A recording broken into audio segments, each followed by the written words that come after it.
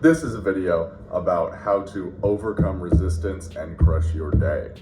So as I mentioned in a previous video, the snooze alarm is not your friend. And really that's your first battle of the day with resistance. And resistance, I got this from a man named Matthew Kelly, is that constant urge to not do what you're supposed to do that you know you're supposed to do. And you see that a lot with procrastination and wanting to put off the thing that's the hardest. And sometimes the thing that's the hardest for you in that moment is not actually what's the most difficult, it's just the thing that you're sort of dreading the most. The task or the project or the essay that you're pushing off the most is often the one that will have the most impact on your overall productivity. So generally, it's best to start your day slaying resistance. As I mentioned, crushing the alarm, not hitting snooze, getting up. I also would recommend structuring in a resistance crusher early in the morning. Some people have talked about this as the idea of stacking the wins, right?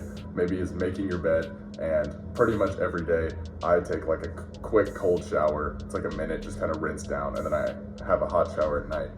And really it wakes you up right away. Getting in that cold water is probably the worst part of my day, in the morning. And you do that first. It's swallow the frog, it's all the life advice you've heard before, but really it does work. The next thing to focus on is you generally want to try to tackle your biggest tasks first, because those are the most likely to get pushed off. And what I mean is this: if you have an essay and you have like a pre-lecture reading, and the pre-lecture reading will probably only take you 30 to 45 minutes, and both of them are not due for a couple days. Obviously, if something's due today, do it first. But the essay, you're probably, it's still a few good hours of work on. It's substantially easier to work on the essay for an hour and a half and use timers, also like I've talked about.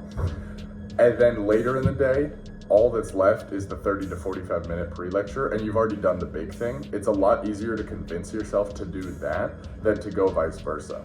Because what happens when you start with the smaller things is, yes, you stack some of the smaller wins, but by that point, you feel as if you've done enough that it's really hard to get motivated to tackle the big thing.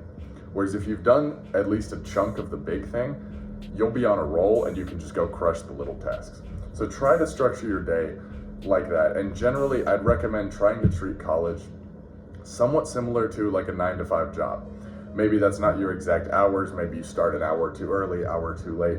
But for example, this semester, I had a lot of days that I wouldn't start until 11 a.m. would be my first class. I would often still get up at, 8:30 maybe. Some days I was doing some volunteering or something in the morning, and then other days I would just sit at home and take those 2 hours and do homework and study, so that before I'm going to class, I've already been getting something done. And by the time then I finished my classes at 3 o'clock, most of the time I only had another maybe hour or something of homework left, and then I would go eat and go into my evening, work out, all that other things. But generally my day was structured around the central 6 hours or so was the main work time. And I definitely recommend doing that. Don't take long lunches. That's a real time killer and productivity killer throughout your day. I generally recommend not taking naps unless you're someone who needs that kind of sleep schedule for various reasons, but I generally like being awake for the day, getting everything done, and then going into your more pleasurable or more enjoyable activities, working out, hanging out with friends, all that kind of stuff. So structure your day roughly like a 9-to-5. And even in a typical 9-to-5, most of the time, the real hardcore actual focus work is not 8 to 9 hours a day. Most of the time, people are doing most of their focus work within 4 to 6 hours, and there's a lot of filler time, a lot of meetings, a lot of explaining things to other people. And you can kind of run college the same way. If you dedicate 9 a.m. to 3 p.m. to be classes and homework only, most of the time you won't have much left to do after. The other reason that this is really nice is that the most social time is obviously evenings, after 5 p.m., because that is kind of ingrained in us as to be a typical time for leisure, for meals, for exercise, for playing pickup basketball or anything like that. And so generally try to get your work done before and don't push it off till the evenings. that's it for this week's video. Thank you guys so much for watching. This is Pro Game Knowledge. I'll see you guys later.